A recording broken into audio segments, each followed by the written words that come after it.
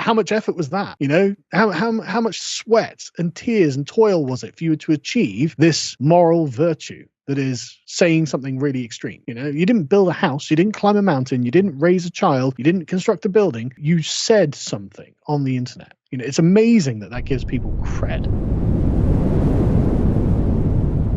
I am very happy to see how well you're doing with Lotus Eaters at the moment, man. It's really impressive. The team's massive. It's huge, isn't it? It's mad. It's like 13 people in the office now. We're waiting for the next in the office next to us is the transport police that you saw when you came down. We're waiting for them to leave so we can expand into their office, because they've got a huge office and we're just going to essentially just take it over. So I'm looking forward to it. Get another set. So what does it feel like going from being just some blokey YouTuber to now, you know, a proper company, media team, researchers?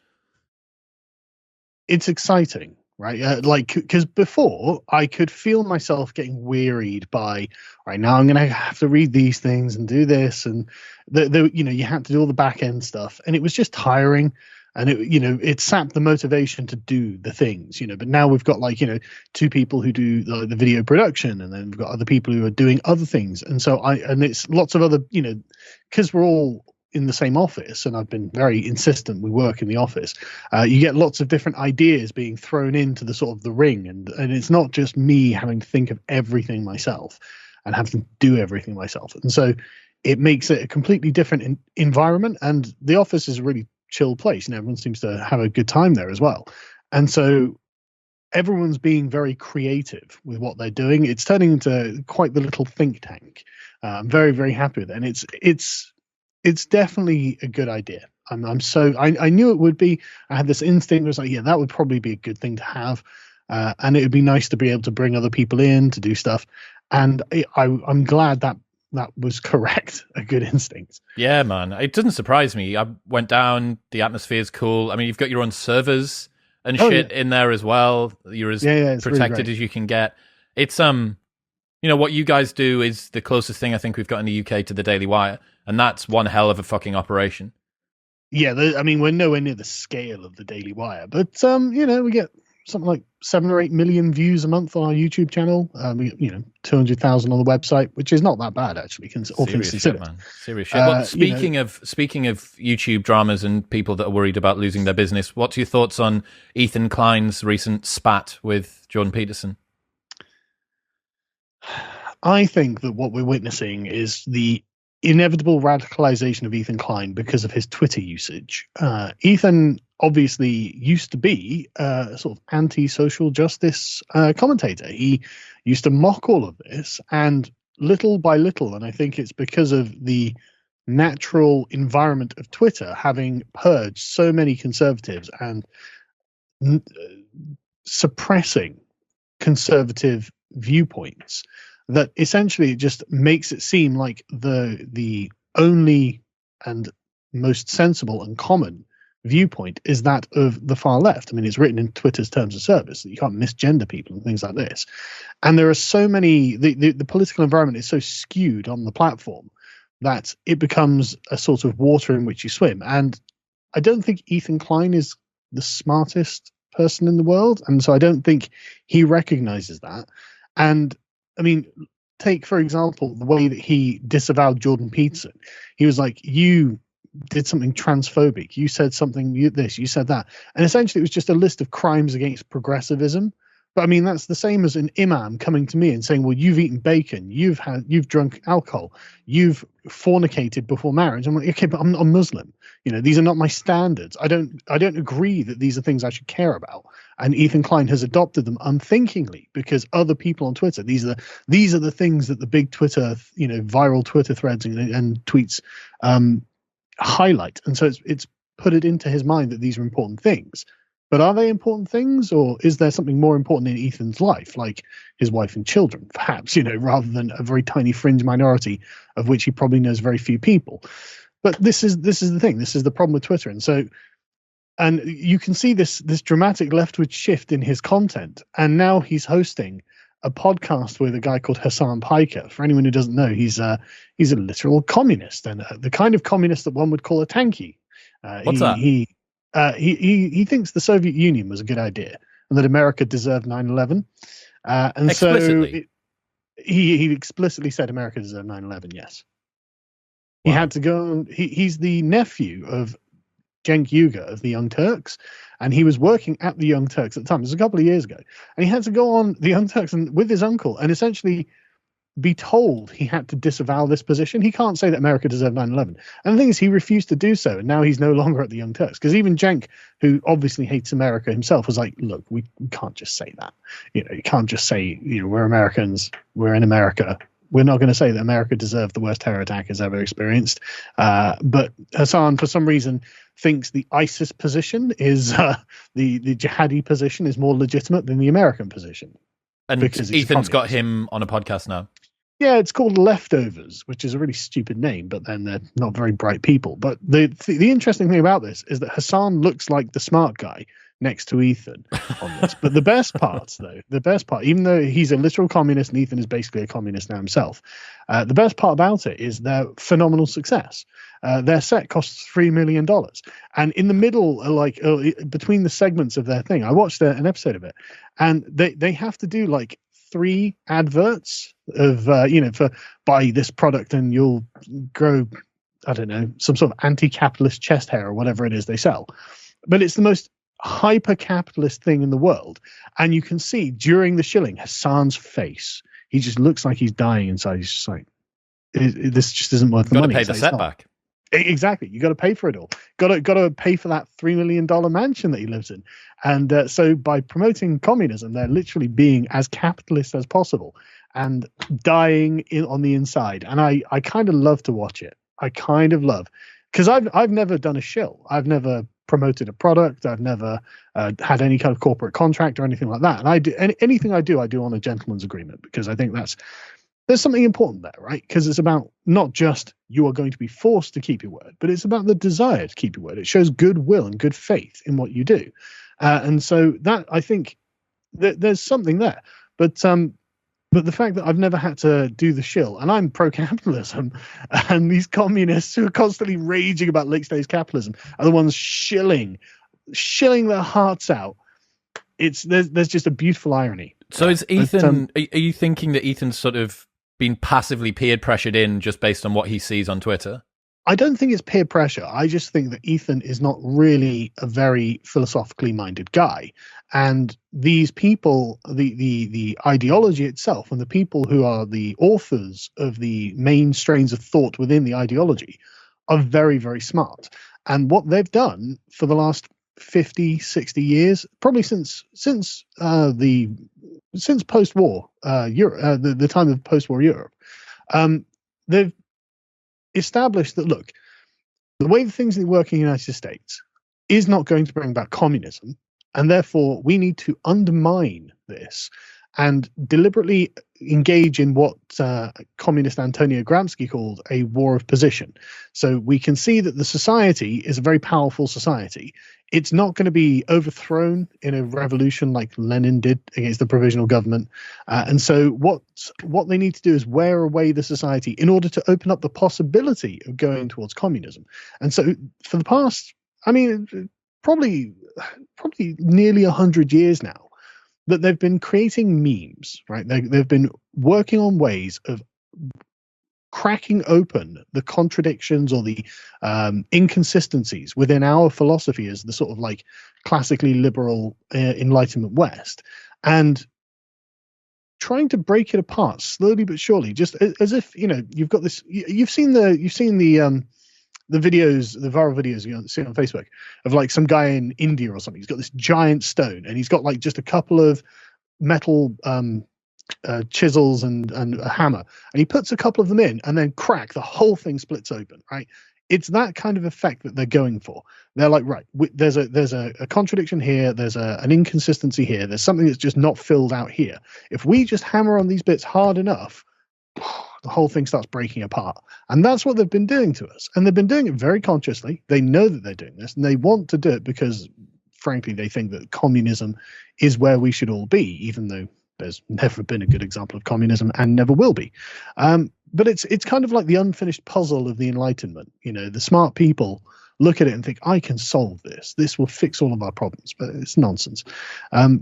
But yeah, so Ethan is essentially the victim of that process. Yeah, I was going to say, because I'm always skeptical about the people that are whatever at the coalface of this. I'm so non-conspiratorial with the way that I think. Like the fact that Ethan Klein could be co-opted into some grand attempt to try and take down the West just doesn't seem realistic. But it seems like what you're saying is that he's sort of a willing, ignorant participant, like a useful idiot. The problem is it's not a conspiracy. It's all out in the open, and I can just tell you the names of the people who are doing it and the books. In fact, do I have them on my desk? Yeah. There we go. So, I mean, it begins with people like the Frankfurt School, which is Theodor Adorno, Horkheimer, Marcuse, and a bunch of others. This is dialectical enlightenment, where they're literally trying to figure out what's gone wrong, why haven't we achieved communism, why is capitalism won?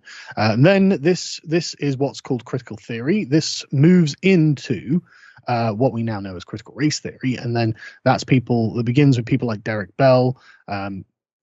Let me get out my my notes actually. So you've got Derek Bell, you've got Alan Friedman, you've got Richard Delgado, Mari Matsuda, obviously Kimberly Crenshaw, Harlan Dalton, Anthony Cook. You can look all of these people up. I don't have the book with me. It's at work. It's in the office. Otherwise, I'd be able to bring up that huge book. It's just called Critical Race Theory, The Key Writings that Form the Movement. It was edited and curated by Kimberly Crenshaw, and she's got a bunch of essays in here. But a bunch of the essays that she's written in Harvard Law School, this was, back in 1987 and 1989, I think it was, that she expressly says this. But, and in various other writings of critical race theory, you can find this. For example, she's got an essay called Race, Reform and Retrenchment, Transformation, Legitimation, and Anti-Discrimination Law. And this is where she says, and I quote, she wants Gramsci to she wants to use the Gramscian tactics to begin withering away our society.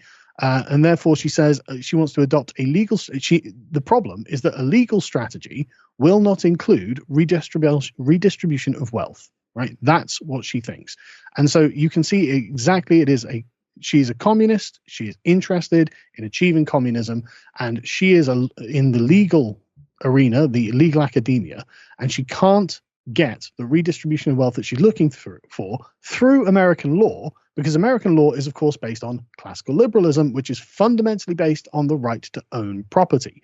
Communism, of course, is that nobody owns property. So this is never going to happen. There's no justification for it. And so what she does is realize, well, if we can essentially expand the definition of the words, because one of the things she points out is that, look, if I just come in and say, right, we need a revolution, then all of the systems that are just carrying along happily, and she tries to put that down, they're just going to bash her out of the way. It's like, we're not having a revolution, get out of here. We've got a constitution, for example. But then she realizes, well, what we need to do, and she says, literally, she says this, quote, demands for change that do not reflect the institutional logic will probably be ineffective, which is true. This is the demand for revolution, not going to work. And so what she does essentially slides into the institutional logic and expands the definition of the words that they're using in order to encompass their antonym. Now, for example, she, in this particular essay, uses the example of racism. Racism, she gives two definitions, the expansive and restrictive views of racism. What? Who consents to this? Who agrees that there are two definitions of racism? I don't agree with that. Racism, in my opinion, is the conscious act of discriminating against someone because of their race, because you do not like their race. But that's not her definition. Her definition is an outcome that can be categorized based on races that shows some kind of difference.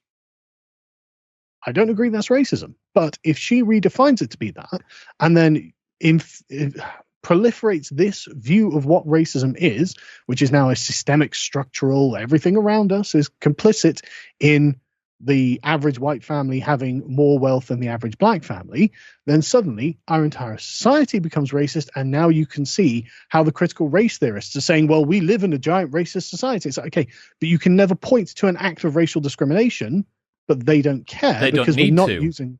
Sorry? They don't need to, because they've concept creeped it and expanded it out. Yeah, precisely. So is it the case with Jordan? Is he tainting the purity of Ethan when you look at his back catalogue? Yes, without a doubt.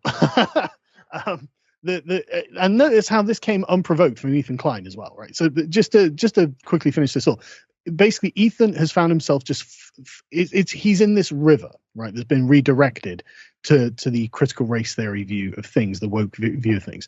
Sorry, I've got a massive spot there because the other day I was reading something and I had a spot and I just kept scratching it and it looks gross.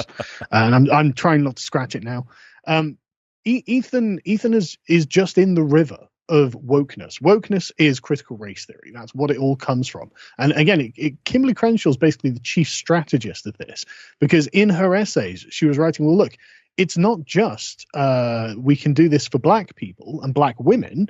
And she coined the term intersectionality because she was writing an essay about the intersection of how the way that American civil rights worked at the time, this was back in the 90s or the 80s, is that they would recognize oppression because you're a black or because you're a woman, but they didn't intersect into black women. And if you think about it, this was inevitable that this would come about. You know, if you envisage a world that, you know, blacks are oppressed or women are oppressed, then why couldn't you have black women being oppressed? You know, doubly oppressed. You know, there's no reason that this logic wasn't going to come about at some point. And Kimberly Crenshaw was the first one to identify it, coin the term intersectionality. And from this, she even says, well, we can do this with the gay community, with the trans community. And this is back in the 80s and 90s, she's saying this. So you can see how long these ideas have been on the pot for, on the boil, right? And it's not just her, of course. It's dozens and dozens of different left-wing academics, communist academics, because they're looking to destroy what they call the patriarchy, the inherited structures of classical liberal society in the West. Because these are the things, as Gramsci says, are preventing the communist revolution. And they're not wrong. Like, they're not wrong that the fact that we've got families and business owners and properties and governments and rules and laws, yeah, these are all preventing a communist revolution. That's true. That's why we have them. We don't want a communist revolution. We want a prosperous society where we can feel safe and secure and we know what's going to happen tomorrow. And I'm going to wake up and my car's going to be in the driveway and things like this because I own it. That's much more preferable than no one owning anything and the state having total domination over everything we have, which is not even the end of what they're aiming for in communism. But the point is, this is the entire basis of woke philosophy. And Ethan is the victim of the memes, the mimetic warfare they've been engaging in. So what they're doing is saying, well, look, trans rights, Ethan. And he's like, well, I mean, they're human beings. Of course they have rights. Everyone has rights. But what's a trans right? Why would you bring that up? Why wouldn't you just say human right? It should be exactly the same thing, should it not? Except a trans right is something new now. It's something different. There are apparently rights that trans people have that I don't have, for example, which is implicit in the construction of the phrase trans rights. And Ethan, being a bumbling idiot, he's just like, well, of course I don't know. Of course I believe in this. But once you start going, he's put like a foot in the river, and then, affirmations and people retweeting and the general sort of radicalizing effect of Twitter, getting in bed with other leftists who then take him down the sort of mimetic paths that they bring you on. And now he's like, and notice that he just comes out and just out of nowhere. No one was saying, Ethan, you have to disavow Jordan Peterson. No one was saying it. This is an old interview, but he just came out and was like, I'm going to take down that Jordan Peterson interview. It's like, okay, no one's making you do that, Ethan, but you've chosen to do it because you've accepted a series of premises that have led you to the conclusion that actually you used to be a terrible person. And it's like, that's weird because it looks to me and all the world like you're the terrible person now. Like, Ethan used to do decent things. He used to actually help people. He used to do a bit of investigative journalism occasionally, and he used to entertain people and just, be an entertainer. He wasn't the active piece of shit that he has become. Like, you can see this in his betrayal and deception of Steven Crowder. It was just a scummy thing to do, absolutely scummy. And the way he's going after Joe Rogan, the way he's going after Jordan Peterson, people that I would consider to be people of high moral character. People I've both met, I've had conversations with them. They did not seem in any way deceptive. They seem to exhibit virtue in their daily lives. They have millions of adoring fans because of their virtues. And you've got this fat communist idiot going, they're bad people. Ugh. Shut up, Ethan. You're the useful idiot of a bunch of people who are trying to overthrow the West, frankly. Have you heard of the purity spiral? Do you know what that is? Yeah, so I only learned about that this week. So the situation... Really? Yeah, well, it makes sense. Like, I understand the circular firing squad sort of analogy, but yeah, the fact that over time ideological groups require the binding of an in-group to be over the mutual hatred of an out-group, and the easiest way to do that is to continually shave off little elements that allow one person to go out, well, look, we are now moral because we're standing on the shoulders of the people that are no longer moral. And that really that increasing sort of zealousness about ideologies explains so much. I love when things piece together like that, and there's a so concept. one thing I've been thinking about is the concept of ideology. I mean, could you define an ideology? No. Define what ideology is? Me, no. Right. Exactly. And like I'm not. That's not a criticism either. Most people can't. I couldn't. And I was just sat there one day thinking about this. Why can't I define what ideology actually means? I mean, you can go to the dictionary and get like a very basic definition. It's something more than a belief structure, right? It's more than norms. It's more than. Yeah. So what the critical race theorists? There's a chap called, I think it's Alan Freeman's one of his essays. Let me just go through my notes. Sorry, I've got loads of notes. Because there's literally like 40 essays in this giant tome of all of their ideas, right? But they've got like their own theories on what the world is and how things mean, what things are. And one of them has a theory of ideology, and this is not the only person who has a theory of ideology. But this theory is that ideology is a series of contested ideas that is a battleground for power games, as in you're trying to assert one set of ideas over another, win a series of arguments, and essentially conquer the field. And this was similar to a theory of ideology from a conservative philosopher called Michael Oakeshott, who said that it's an interlocking system or lattice of ideas that justify the seizure of power, and also that these are kind of a crib of a set of traditions, and there's a bit of overlap there. So it's like, right, okay, it is interesting how the very notion that I have a series of thoughts and that justifies hurting people is just totally pervasive in society. Everyone thinks it. Like all of the left at the moment, they will do what they can to deplatform, to humiliate. And this is something that I can't stand watching. Beta left-wing men trying to humiliate right-wing women. It's like, oh, that's so feminist, but because they think wrong, it's okay. And of course, deplatform Antifa attacking people like Andy No and whoever it is. But it's this constant war that they're engaged in. This is the ideologists' war. They're eroding the power and the status and the position in society of anyone who opposes them. And the circular firing squad is something that happens when they're in their own echo chambers. Now it's about status, and how do you get status? Well, being the person who professes the most correct interpretation of the ideology, this lattice of contestable ideas. You get that, so to interject there, you get that ever increasing requirement to adhere to the tribal norms in conservative circles as well, though, right? Not in quite the same way.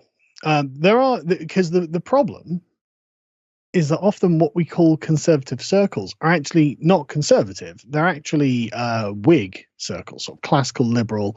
They are a set of ideologies themselves. Take, for example, the Republicans in America.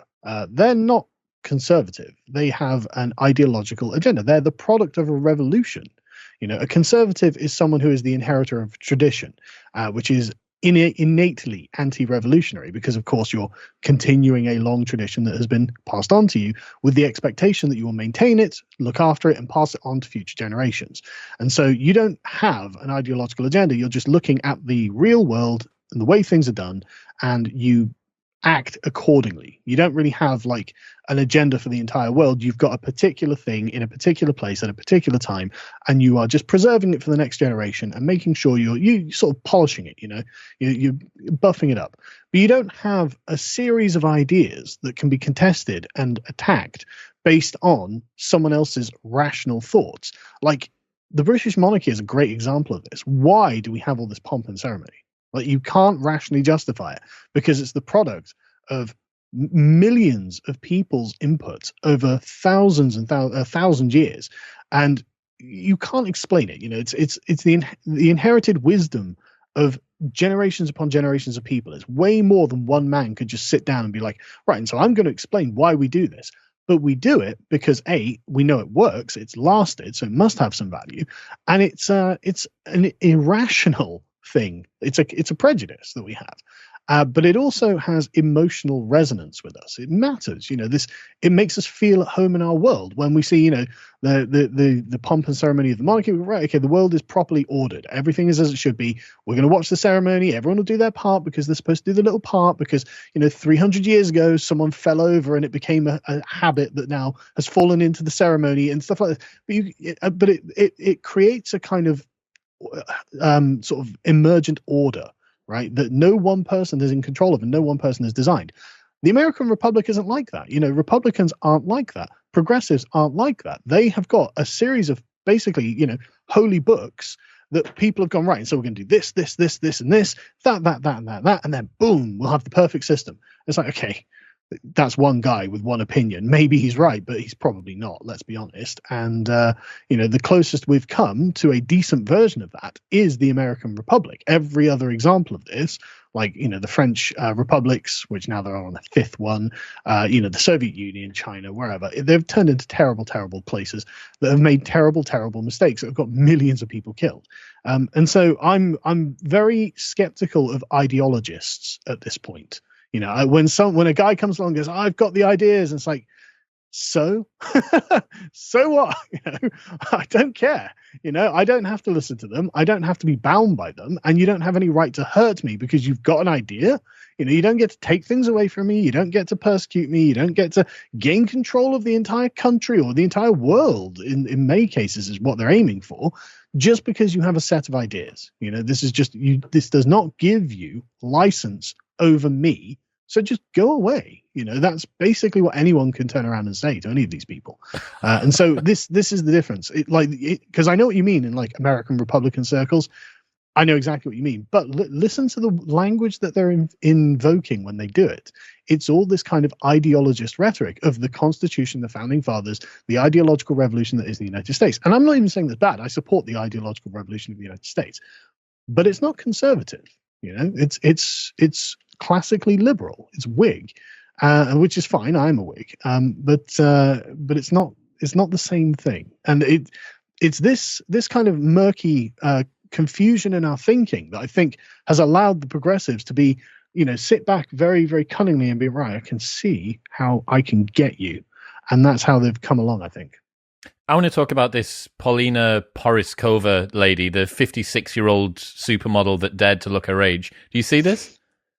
I did a video on it, yeah. Oh, right, okay, yeah. So Poriskova was once the world's highest paid model, but as she hit her 50s, she says she was suddenly invisible. Now 56, she's leading a new wave of older women, taking their place in the spotlight and on the catwalk, and flaunting it on Instagram in her bikini. What do you think of Paulina Poriskova, Carl? I think that nature is a very cruel mistress. To women, very much so. Yes, to women. She's not overly kind to men either, to be honest. But we get the better end of the deal out of the two. When we get older, we do, yeah. Yes. When we get older. But when we're young, we don't. It's quite rough, actually. Shite. Yeah, well, we're thrown into a world where we're competing with a bunch of men who have a bunch of advantages over us, and there's no way of getting these advantages until a set period of time has passed. So you just sat there, right? So there's literally nothing you can do other than get your head down and get to work. Yeah. That's all you can do as a man. But women have got a completely reverse dynamic, and it's kind of unfortunate, actually. They're in our society, they emerge into a society that doesn't warn them that this doesn't last forever. Their birth, they become a woman, 18 years old, and you can see all the OkCupid data and things like that. Women are most attractive to men, all men, at about 21 years old. Like every man will say 21-year-old is the most attractive woman. I've seen the same graph. I've seen the same graph that you're talking about. Yeah, it's hilarious. Whereas women will say, the most attractive men will be roughly their own age as they get older, and peak at about 40, 45. And so men have that advantage over women, is that women are given a huge amount of social and sexual power in their youth that is just drained away as they age. And this is not fair, but it is a fact. And so this is what women should be. They should be using their time in their youth to find the the best man for them, the man they really want, and get him into a long-term relationship, preferably a marriage. So when they're in their 50s, they have the companion and they have earned the status of being the wife of this man. This is not, they're not going to be finding themselves on their own, because at 56, men are not looking for a 56-year-old woman. Men who are eligible and who are looking for a partner do not consider 56-year-olds unless they're a significant amount older than 56. Well, the thing that I saw from reading that article, this Paulina lady is upset because previously she would walk into a party and everybody would turn and look at her and she would be the showstopper, and now that's not happening anymore and younger girls are doing that. The reverse is true. The guy at 18 that walks into a room no one gives a shit about, but at 48, when he's the CEO of a company and he's flown in on a private jet, or he's got other markers of status or prestige or acclaim or whatever, then maybe people will. So over time, the notoriety and value and prestige that society holds you in is going to change. Yes, that is true. The issue, the main issue that I saw with this is that the model was presuming that the thing which gave her value when she was younger should still be the thing which gives her value when she's older. And that felt really tragic to me, because I can see how a girl who enters the world of modeling, who continues to be in that world, who is told that her looks are her primary contribution to the world. And this was a woman who I think had 2 or 3 children, and had a husband up until only a couple of years ago and then got separated. So this is someone who's had the opportunity to cultivate other parts of her life, other things that she feels she contributes to the world in a way which genuinely makes her something that appreciates with time, that doesn't depreciate with time. And the problem is that, and this is true for guys as well, I think anybody that gets to their 30s and is still primarily taking their main source of value to the world from the way that they look, is they have invested their resources into a depreciating asset, because over time that is going to wane. And what you need to try and do is come up with grace, poise, interest, humor. Yeah, all of those things, right? These things are going to appreciate with time. These are the things that you can have when you're 70 and still crush a room with. You can have comedians, your granddad. You don't think about you're not bothered about your granddad walking into a room because he's like the best looking guy in the room, but he might be the one that's got the most virtue or wisdom or insight or humor or balance or whatever it might be. And there's a lie that's sold from the media and from consumerist society that the primary value that women have isn't even their beauty, it's their hotness. If you look at the sort of women that we see on TV, on Love Island, I'm aware that I'm shilling for this as well, but the girls that go on there, not that they're not always... It's a part of your wisdom, don't apologize for it. True. Not that they're not ever beautiful, but they're often hotter than they are beautiful. They're being signaled off a very, very immediate hotness as opposed to timeless beauty, which I think includes... Because you could be beautiful in a very conservative dress, but you can't be hot in a very conservative dress. That's what you're saying, right? Yeah. But I think you're making a great point, and it's very rare for men to be able to leverage their attractiveness to any significant degree. That's a very, very small percentage of men who become famous actors or something in their 20s and then get, any woman in the world. That's Chris Hemsworth, that's probably, or the Leo DiCaprios of the world. Yeah. It's probably not going to be you, right? So what you're probably about a 5 out of 10, like me. And most women are going to be about a 5 out of 10, but women are more attractive as they're young and grow less attractive as they get old, and men are less attractive as they're young and grow more attractive as they're old. And this is just the way that nature plays the game, exactly as you were describing it. And it is exactly as you say, society is not preparing women to learn that. I can't even imagine what it must have been like to be 21 years old and literally have the world at your feet. And I think most men have no idea what that experience is going to be like, because I was nobody of any importance and nobody cared about, me in any particular way, apart from my friends and family, of course.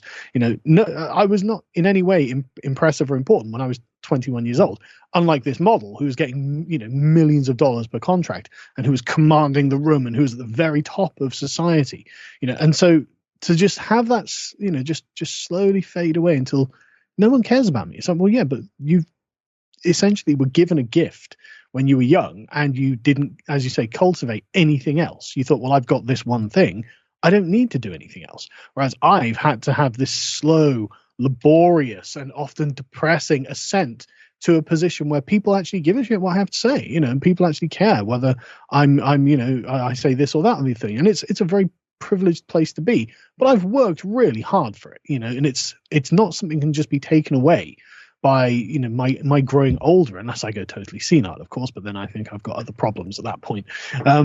It's something that, and I can, it's this thing that I can continue to cultivate that will continue to get better, whereas she's out of options now. She can't do that. And we don't prepare women for this inevitability. It is inevitable that you will get old, you'll become saggy, you will get wrinkly, and you'll become infertile. And then men will not be interested in you. So if you base your success off the interest of the opposite sex, that's eventually going to stop. And you need to be prepared for that. And most through all of human history, every civilization knew this and accepted this as a part of the sort of teleology of being a woman. This is what's going to happen. So we had social roles for women to fall into, to grow into after their beauty had faded somewhat. You'd be married, you'd be a pillar of the community, you'd be involved in some sort of social club or a charity, you'd be doing something, and then you go to a mother and then to a grandmother, and so now you're as an older woman, you still have plenty of value to your children and your grandchildren. There are still people who care about you. And don't get me wrong, this other woman has children and will doubtless have grandchildren. So she at least still has that life path open. But a lot of women these days are not having children. But even the conversation that she brings up there, she doesn't say. She doesn't mention them, does she? Precisely. No, it's weird, isn't it? Because you'd think she'd take solace in the fact that she at least has a family who love her, But she's trying to gain the attention of men like she did when she was in her 20s. It's like, well, that period of your life is over. You need to come to terms with that, because it's kind of embarrassing, Granny, that you're posting bikini shots on Instagram. Like, what are you doing? I don't want my grandmothers to be doing that. I want them to have a bit of dignity and self-respect and to grow into the role that nature has expected of you, because you can't avoid it. As she's found out to her chagrin. And you're going to be defeated by someone who is 30 years younger than you now. Which she complains about in the article. There's no getting around it. But she was more than happy to take the success of that when she was beating the 56-year-olds when she was 21. Yeah, I'm very, very sort of not cautious, but it is sort of cautious of trying to be sympathetic to the situation that women have got themselves to that place, perhaps, and they didn't know. If she'd known when she was 21 that if I'd continue down this road when I'm 50, by the time that I'm 56, I'm going to be miserable, she probably would have done things differently. So partly you think, well, you're culpable to some extent, but also nobody warned you. And I think it is important to try and have these warnings out there for women. I'm actually a bit more sympathetic than that, because I do think that you are a product of your environment to a great degree. And if you're in an environment that venerates youth and doesn't have any time or consideration for wisdom and age, then you end up in a position where you just don't have anyone putting that in your mind. That's just not a thought that you ever have. And there's no reason for you to have had it, and so it's kind of cruel, frankly, what I think our society does to women as they grow older. And you're getting now loads of millennial wine aunts who are getting into their 40s. And I do these segments on the podcast all the time, because whenever, in whatever Vogue or Bustle or whatever the women's magazine is, where it's, I'm 40 years old, I have 3 degrees, I earn $100,000 a year, I've got 2 cats, and I can't find a man. What's going on? Who told you that you would be able to find a man with those credentials? Yep. Why would you think in your 40s you'd start settling down and finding a husband and kids? It's not good for either gender. No, it's not good for men. Not at all. It's not good for men, because there is a group of career women who are chasing education, employment, and status throughout their 20s and 30s, which means that they're unavailable. And then by the time that they do get there, most women don't want to be in a relationship with a man that earns less than them and is less educated, which means that they've competed themselves out of their own dominance hierarchy, because there's no one above and across. The men that they're looking for are around their age, but the men that are around their age are looking for women that are 10 years younger than them. And also the dating pool is very narrow at that point. Yeah. Very, very narrow. But it's more than that as well, though, because think about what they're doing in the process of coming up to that point where they're like, I can't find a man, and why isn't society paying attention? I hear the word invisible being used a lot by these women. This is a constant, and multiple times she uses it in that article, and I've seen it in other places where it's like, I'm invisible, and it's like, yeah, you're like me. I'm invisible. Like, I just walk around and get on with my life. I don't have like women like looking at me, and you probably do, but I don't have women looking at me as I go past. This is what life is like. But the sort of like, not necessarily the model, obviously, because she's not competing in an arena where men would also be competing, but the 40-year-old wine aunt who's the deputy CEO of a company or something, her working in the corporate world is her occupying a position that a man could have been occupying. And so she's knocking a man down on that sort of social scale. And so when you've got millions of women in the workplace, all like being girl bosses, well, you're generally elevating the status of men in society. And you think, okay, well, men deserve it. I don't care. I'm a feminist. It's like, sure. Yeah.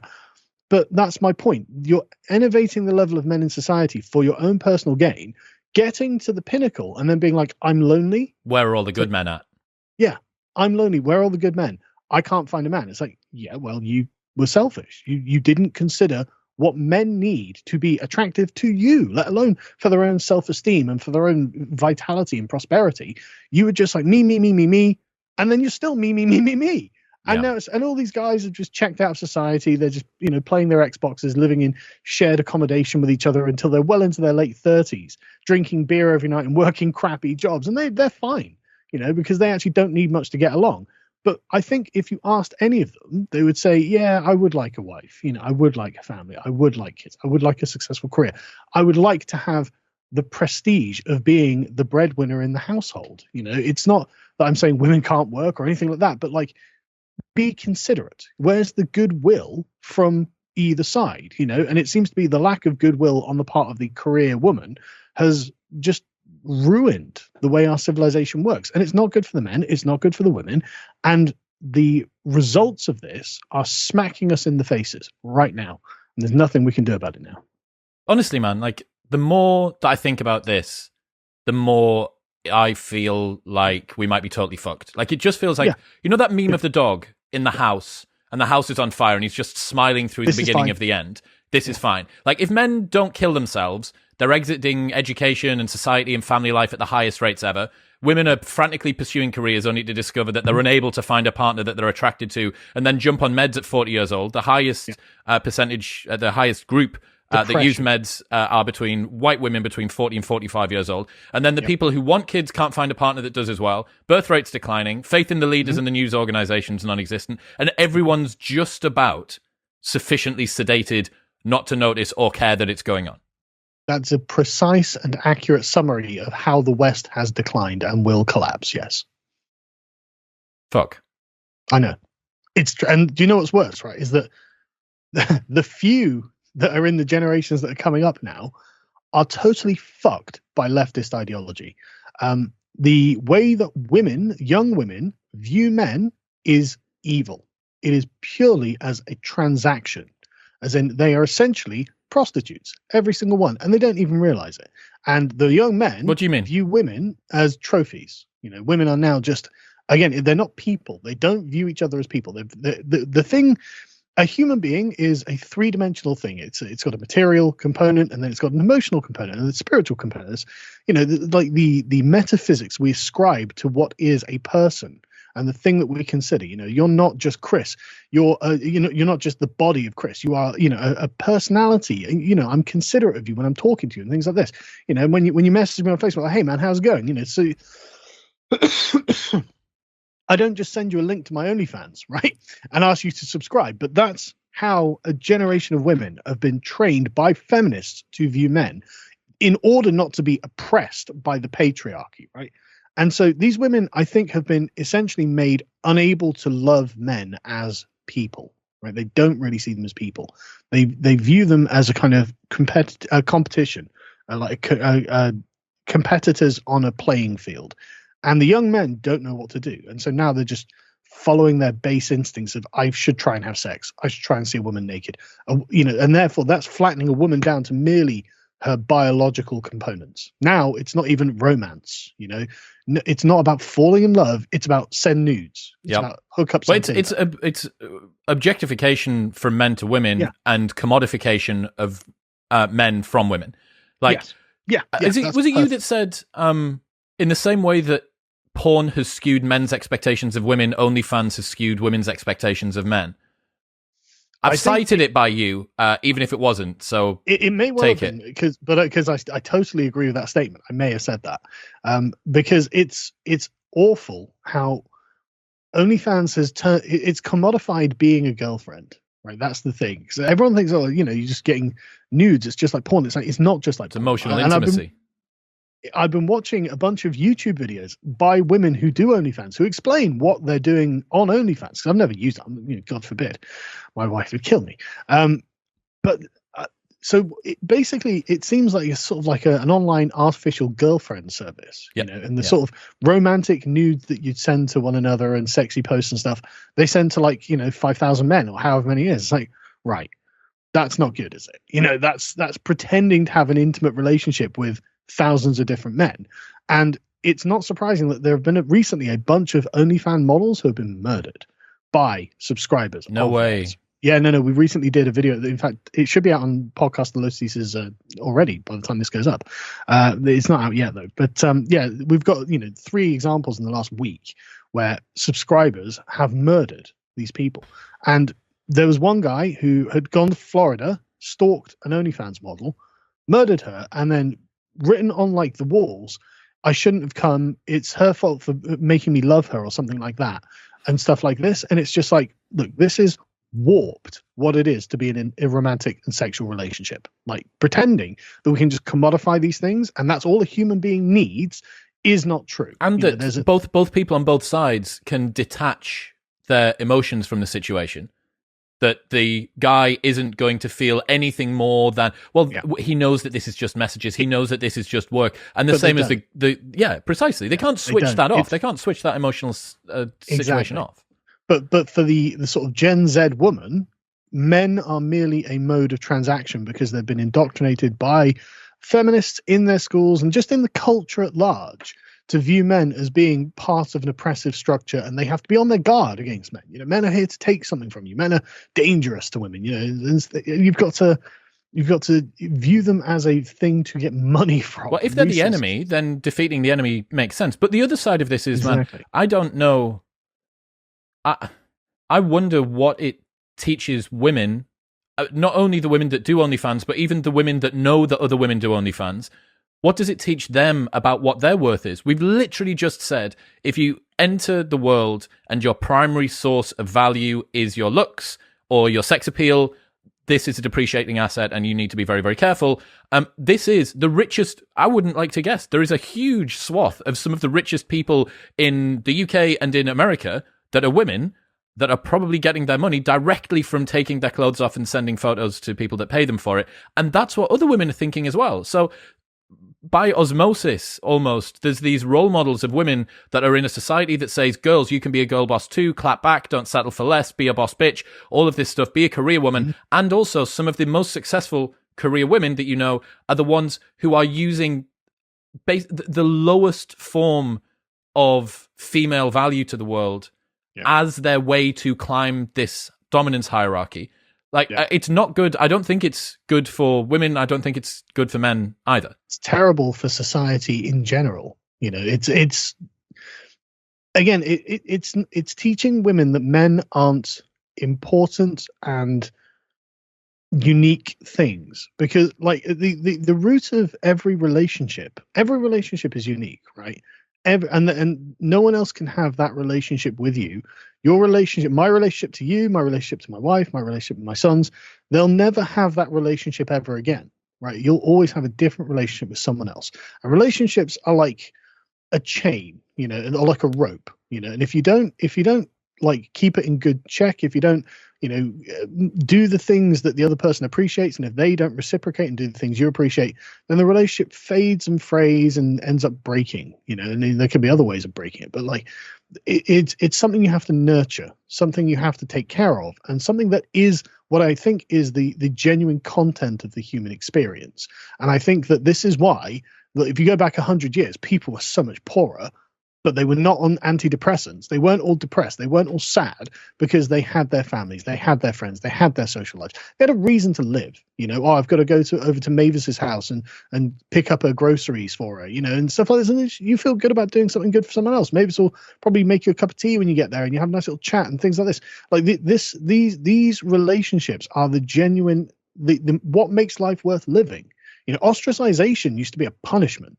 And now people are literally just ostracized on their phones thinking, God, I hope Twitter gives me some likes today. From who? You don't know. You don't know any of these people, Some men also are choosing to ostracize themselves consciously. That's what MGTOW is. What are those guys in the apartment blocks in China or Japan? There's a particular name for them. Herbivore man. Them, plant man or whatever it is. These are guys that are consciously choosing to just exit society in the way that we would typically see it. What do you think? Do you think that celebrating family values and life is under attack, or is it just eroded as a byproduct of modern society, or is it a blend of both, or something different?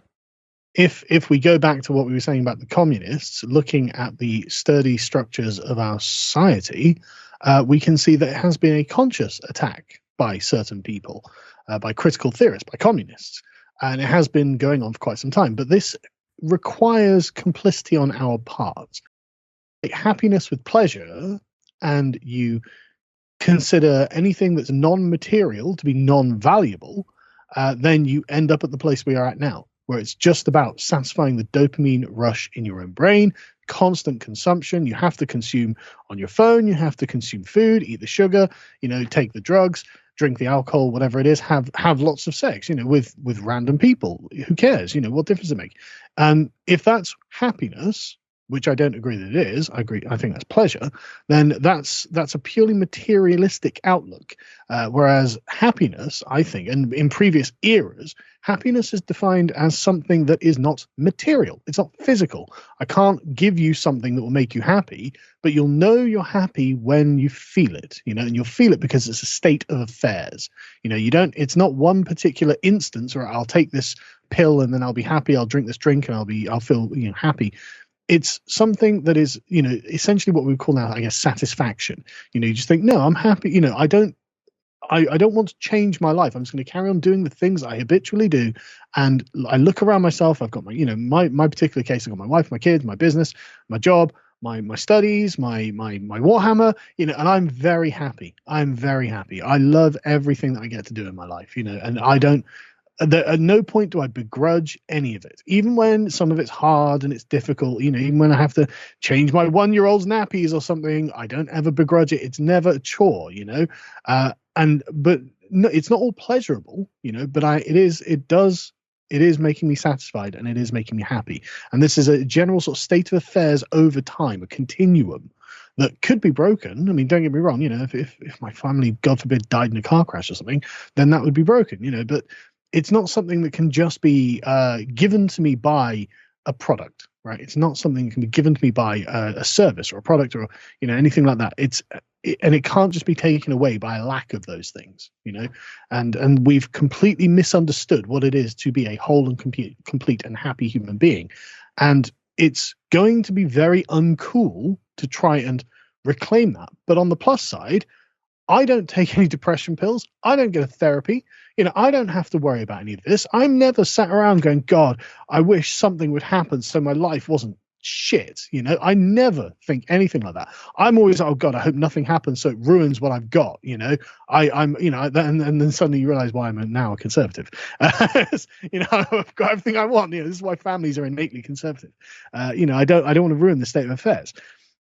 Young people have been programmed, though, not just to avoid that state of affairs by the materialistic culture in which we found ourselves. And again, I think you can directly link things like critical theory to this process, but they are now unenviably in a position where, and this is something I get from a lot of young men, because like a couple of years ago, I was like, look, this is what you need to do, lads. Get yourself a wife, get yourself kids, get yourself a house, get yourself a job, get on with it. And a lot of them are like, yeah, okay, that's easy for you to say because you're already married. You know, your wife isn't a Gen Z Zoomer and isn't on OnlyFans. You know, like this is easy for you to say because you had the pick of women who were not essentially spoiled by the materialistic culture of the modern era. But now these guys, I mean, I wouldn't date a woman who had OnlyFans. I wouldn't date a woman who took loads of nude photos of herself and they were all just all over the internet all the time. But not all women. It's a very small percentage of women that do that. I don't know.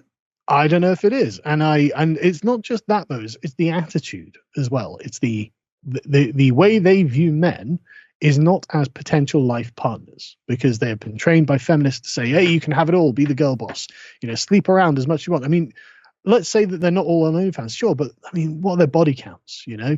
Like by the time a woman's 25, it's probably not insignificant at that point. And there are lots of young men who tell me, I get messages about this all the time from different areas of the world, where they're just like, look, there are just no women that I would think of as suitable partners for marriage and to become a wife. And I'm just like, right, okay, well, that's terrible. That's just really terrible. I don't have a solution. I don't have an answer. And it's going to be really uncool to say, well, look, young women basically have to use their time at their peak attractiveness to find the man of their dreams and get married and settle down with him. You know, see him as a human being, fall in love with him, you know? That's not what's being pushed, no, in culture. No. It's about, you know, I think by 2030, you're going to have 2 women for every 1 man at a 4-year US college. Mm-hmm. And again, as we said earlier on, if you've got that hypergamous nature where women are going to date up and across, that means that you have double the number of women competing for that number of men.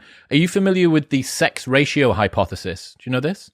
No. It's quite logical when you think about it. So in a local area where you have an abundance of women or an abundance of men relative to the other sex, you see changes in mating patterns.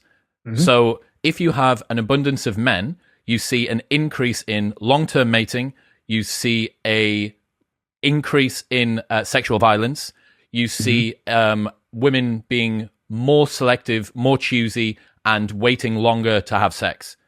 Mm-hmm. When the reverse happens and you have a surplus of women and a scarcity of men, you see that women are having sex sooner, there are more casual relationships, there are fewer sexual aggressive encounters, but what that shows, first off, that's fucking fascinating, and this just happens, right? No one's thinking this through consciously, or very few people are, but this means that human sexuality responds to its local ecology. Yeah. How fucking fascinating is that? The fact that your sexual proclivities will alter just based on what you're sensing. Now, maybe a tiny little part of it might be conscious, right? And you'll think, oh, well, actually, like, there's a lot of girls here, and that means if I don't maybe sleep with this guy on the 3rd date, then he's maybe going to forget about me because I know that there's other girls that are around here or whatever. But obviously, the implication of this is that in colleges, where you are having an ever-increasing number of women and an ever-decreasing number of men, you have women that are no longer able to get the sort of relationship that they want. And not only that, as well, when they leave, they will, and I can't think of a more delicate way of putting this, they will have effectively debased their own purity as well. And this is something that women have to understand that men really care about. Men do not want a woman who has run through by the time she leaves university. That is not what they're looking for. That is not someone they're going to make their wife. They want preciousness, exclusivity, and specialness. They want to think that they are essentially conquering an undiscovered country with their wife. You know, they want it to be all of theirs and none of anyone else's. They want this, and this creates a kind of magical state of affairs in the mind of the man. And you have to, if you are a smart woman and you want to get the guy of your dreams, you will essentially maintain your purity as best you can. And again, it's the sort of thing, well, hang on a second, this is sounding very much like what my conservative Christian grandfather would have said. It's like, yeah, and he had that tradition for a reason. You know, that was true then, it's true now, and you're unmarried, approaching 40 and on depression medication as you go and see your fucking therapist, all right? You know, your grandmother didn't have this problem. She wasn't a hoe when she was young. She got married to your grandfather when they were like 22, and they're still married now, you know? But again, with this, like, to try and sing the song of sympathy for women, it's not, I don't think up until really now, anyone's been warning women about this. You know, sexual revolution wasn't too long ago, birth control. Apart from their grandmothers. Yeah, but I mean, who's stepping in and saying, darling, are you bringing another boy home? No one's stepping in like that. Yeah, maybe. Should be on patrol, you know, this is... Okay. This is not good. But you are right. And I agree with you. You know, there has been a total dropping of the ball when it comes to understanding the nature of reality of the relationships between the sexes. Even the Pope is telling people that they need to have more kids. Did you see that? And he's right. Having pets is selfish. Why? Because your pet will not look after you or someone else. And this is another thing I was thinking about a lot, right? It is. So I was thinking, look, I think we actually do have a moral obligation to have children, because we are expecting there to be people around to do the things that we want done. As in, you're like, yeah, well, I'm going to get my retirement money.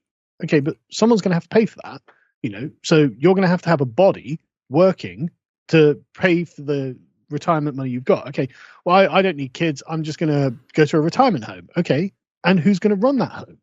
You're other people's kids. Exactly. Other people's kids. You're expecting someone else to have done the work, to have engaged in the labor, to have raised a person, to then sort of like parasitically sort of like, yeah, well, I've got money. Here's this money. Come and do. It's like, but I mean, is that going to be enough for them to be like, yeah, but I'd rather look after my own mum, even if I don't get your money, you know? Because I mean, I would like to think that, you know, when I'm old and infirm, my kids would rather look after me because I love them and took care of them and raised them well, rather than going off to some... Because they fucking owe you, Carl. That's why, because you owe me. But because there's a thick relationship there. This concept that's not just the materialistic thing about money. There's love there, you know. There's a desire to make sure that the person who looked after them when they were young is looked after when they're older. And I'll do that for my parents. You know, God forbid they ever need that. You know, my parents are actually still quite healthy and active, so that's good. But like, you know, when the time comes, I'll do the right thing, and hopefully my kids will do the right thing. And the selfish cat mother who now is expecting my kids to be able to pay them to work for them.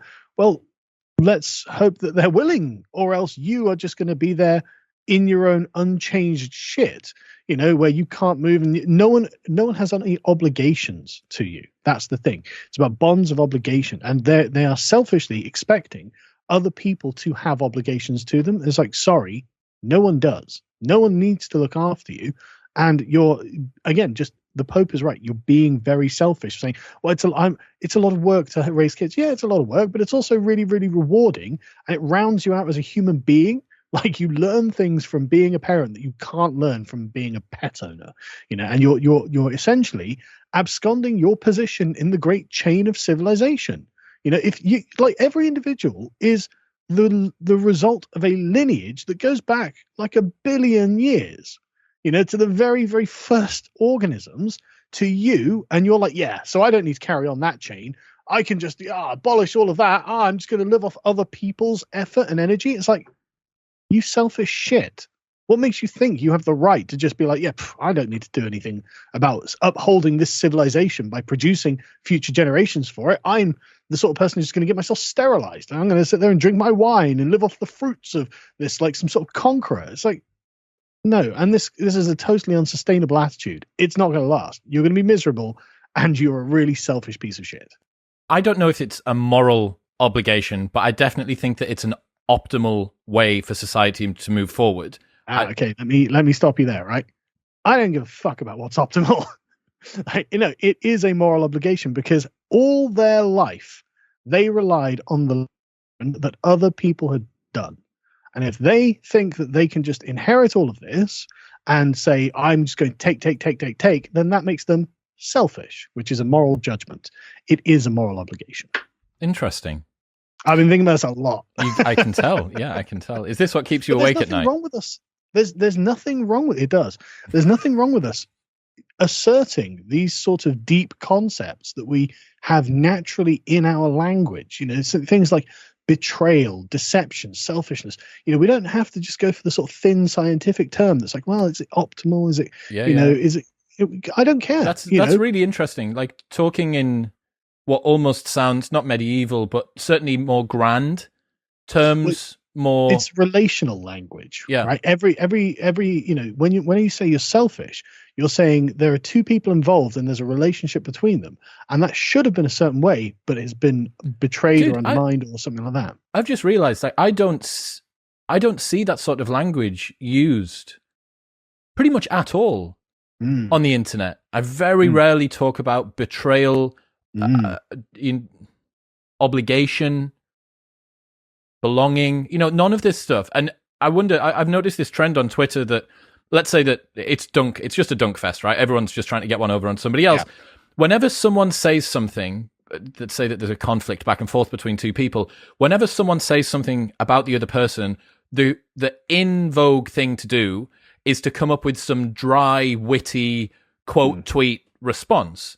Yeah. It's never, and even the people that are in the comments below that are trying to defend the person that the other person's just taking the piss out of, it's very rarely saying, this is out of order, this is beyond the pale, this is too much. It's always trying to play some sort of lexical game to make the original tweet look bad. Very rarely do people go out of their way to say, look, this is too much. What you've said is deplorable, it's betrayal, it's et cetera, et cetera. It's the Hobbesian state of man against man. It's you're going to have to explain that to me. What's this? Right. So Hobbes was Thomas Hobbes. I think it's Thomas. Was a very early Enlightenment philosopher who was like, look, man in the state of nature, his life was nasty, brutish, and short. And for some reason, the early Enlightenment thinkers all thought that like human beings were like atomized individuals running around the woods. And then you had some who were like, well, they were constantly at war with each other, and some that said, well, they never talked to each other, and various other conceptions of it. And then the idea is that, well, they would come together to form a society from this atomized state of nature. Now, that never existed, obviously. It's at best a thought experiment and at worst fucking ludicrous. But it underpins all of the thought that dominates our world today. The way that we, the classical liberalism, the progressivism, the communism, all of it is underpinned by this idea that that's what we used to be like. And that was never true. We always used to live in tribes like chimps do now, and there were deep relationships between these, the members of the tribes. And that's always been the way it's been from before we were humans. Archaeology bears this out. But the point is that you had two conceptions, right? You had the French conception from Rousseau, in which of course man just felt pity for his fellow man. And so, if ever he saw another man in the woods who was hurt, he would just feel bad about it. Unlikely, given the way that we can see the world is. Or you had Hobbes's view, which was man was brutish and evil and savage, and he would just rapaciously take what he could and then get away with whatever was possible. And civilization makes us better than our animal selves, our primitive selves. Whereas from the French view, that's the English view. The French view is civilization makes us worse than our primitive selves. Our primitive selves don't do bad things. And that Twitter appears that to bear out the Hobbesian point, as in no one on Twitter really has any relation to one another. You just set up your account and suddenly you're in the woods on Twitter, in this state of nature where it's all against all and everyone's dunking on each other constantly and no one cares about anyone else because no one's got any obligation to anyone else on Twitter. None. No understanding that, like, for example, I have an obligation to my neighbor. Everyone knows they have an obligation to their neighbor not to play their music really loud late at night. There might be a law against it, but even if there wasn't law against it, you'd be like, I'm not going to do that because that'd be rude, right? They live next to me, therefore we have a relationship as neighbors, even though neither of us chose this relationship, and we could break it by simply moving. And that doesn't even need to mean much, but there's still that station in life that is a neighbor, and you've got an obligation to a neighbor, and this is just something you inherit in the culture that you live in and grow up with intuitively. But that doesn't exist on Twitter. And so it's just an evil, savage thing of people just dunk. And that the dunks are just a replacement for fist fights. That's what they are. And that you get the same emotional response from doing that as you do from actually fighting. And so it's this awful, awful place. But nobody has any obligation to anyone else because no one views themselves as part of the same community. And it's only in the sort of and you've got like the factions that are formed on Twitter, like X Twitter is, whatever, feminist Twitter or whatever. And that's where you get the feelings of betrayal, where it's an in-group. And this is what we have failed to really understand, I think. The relational language is what it's baked into our language, and it describes the things that are truly worthy. And this is what all drama comes from. Betrayal, revenge, all of these sort of, very deep, thick emotional concepts are what dramas are based on. This is just what EastEnders is, on a constant rolling basis of, someone lied to that and stole from that and hurt that. But it's all of these, and you can go back anywhere, Shakespeare, you go back to ancient tragedies. These are all what these things are about. And it's all about the relationships of man with other men or women and whatnot. What do you think the future of mainstream media looks like? Because I'm pretty trusting. Well, I'm pretty trusting usually of the people in power. And like I say, I'm not usually. Really? I am, dude. 2 years ago, I was. Right? 2 years ago, I was. I like that. Well, I was. Yeah, man. The last 2 years has completely eroded and annihilated any sense of trust that I have, not only in mainstream media but also in institutions and the powers that be. Like, it's just a really lethal cocktail of neglect, malice, and incompetence, like all sort of swirled together. But is there still a swath of people that have faith in these mainstream media? And is it the older generation that pretty soon are going to, within a couple of decades, are maybe not going to be there anymore, and we're now going to have no institutions, no media that mainstream media that the people that are coming through are prepared to trust? It seems to me there's the older generation that is more skeptical of the institutions at the moment. The sort of radicalized boomers who are voting for Brexit and Trump, who are just like, you know what? No, this is fucked. I don't like this. We're getting out. Eject. And that seems to me that and God bless, they're the ones who did the right thing. The problem I have are the Zoomers and the millennials who don't know any different and don't have any framework for legitimacy outside of the power of the state and the institution. This is the worst thing about intersectionality and what it's done, having proliferated through our schools and through our cultures and through our institutions. I'm not sure what we could say it's proliferated through the schools yet, Oh, absolutely has. I mean, has it got to the stage where these people are adults now? I've had to have these conversations with my 11-year-old daughter where she's come home and be like, I think I'm bi. It's like, what? Oh, well, I'm really worried. I'm part of the LGBT community. I'm really worried about transphobia. She's 11. It's everywhere. It is everywhere. And this is not something that we can take lightly, because one problem that we have is that the entire thing is based on the worship of power. You can't define anything without power. Like racism is power plus privilege, blah, blah, blah, blah, blah. Power is a component of everything that they conceive of. And if you are expressly critiquing power relations and saying, if there is a power imbalance, then there is oppression, and therefore this is illegitimate, then you have made illegitimate the relationship between mothers and daughters, fathers and sons, between teachers and students, between the prime minister or the president and the population. If all of these become illegitimate, then why would I uphold any of them? It's all about and if the only legitimating factor is the raw exercise of power, and if that's literally, again, we're flattening it down to just the material. So it's not that we've got obligation to these people and they have obligations to us, which is how it used to be in like the feudal view of the world, as in the king had an obligation to his subjects. You can go read like Robin Hood poems and stuff like this. The problem with King John is not any one thing, but it's the fact that his interests and his obligations are not being met as the king. And this is like Robin Hood is a deeply reactionary story. Like, he's not a revolutionary. He's not a socialist. What he's saying is the king is not obligated. He's not upholding his obligations to the peasants in a loving way. He's not acting like their father, And so if we've annihilated all of that and reduced it down to purely the material exercise of power, then great. Okay, now what legitimizes anything? Well, it's strength. That's it. And if generations are coming up who don't understand that there are moral factors outside of the pure exercise of power, then all they'll consider to be true is strength, power. That's the very beating heart of fascism.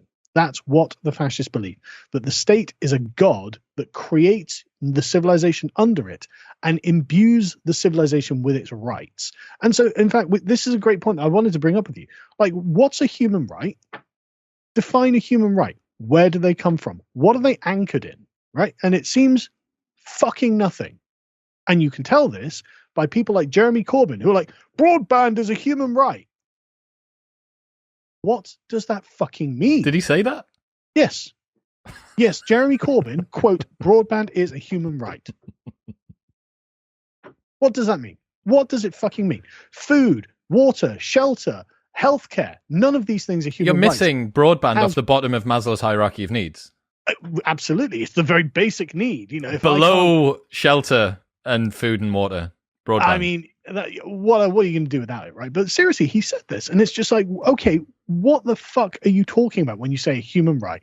You know, it seems to be whatever's in the front of his mind at the time is a human right. And it's the same with Bernie Sanders and any of these communists, because essentially they take the same position that, so look, human rights are constructed by the power structures. They are whatever the people in charge say they are. Therefore, put the socialist in charge, and he will say that housing and food and water and broadband is all human rights, and you'll be given all of these things by the state, like the state was fucking God. And it's like, okay, I don't really believe in human rights as this conception of it. There are other views on rights, but they aren't, you know, like this. You know, I believe in negative rights where they're imbued in us by nature, because I'm not religious and I don't think it was God. But this is a different conversation. We're in a different paradigm now, and all of these young people have been brought up to believe that healthcare can be a human right, that food can be a human right, that shelter can be a human right. So there is no moral, there is no intellectual legitimacy. You know, it means nothing. Human rights are whatever we say they are, and that means essentially the party is always right. That's the problem. And this is deeply concerning. I don't think there's any hope for liberty while we allow these people to control the discourse. And the thing is, I don't even know how we can go start invalidating almost everything that was done under these auspices. Like, that healthcare is a human right. It's not. End of conversation. It is an entitlement. I learned this really interesting insight about ideological beliefs recently, talking about ideologies. So the usefulness of an absurd ideological belief is a form of tribal signaling. It signals that the ideology is more important to the person than reason itself. It's a display of loyalty to your allies and a threat display to your enemies. It's not about what's true. It's about how does this make me look to my tribal in-group and out-group. So it's the commodification of beliefs as well.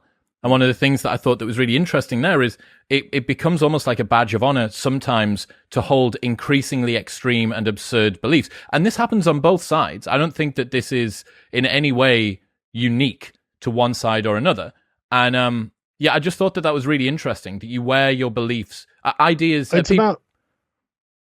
Yeah, well, no, you're absolutely right, because if you think about it, like, they're holding to a set of, again, this lattice of ideas, but that doesn't, what's that got to do with the world? Like, that's not reality. That's a set of ideas they've put together and said, right, this is important. And now the closer I adhere to these ideas, the more morally correct I am, the more politically correct I am. But reality has been left far behind here. Reality might not reflect these ideas at all.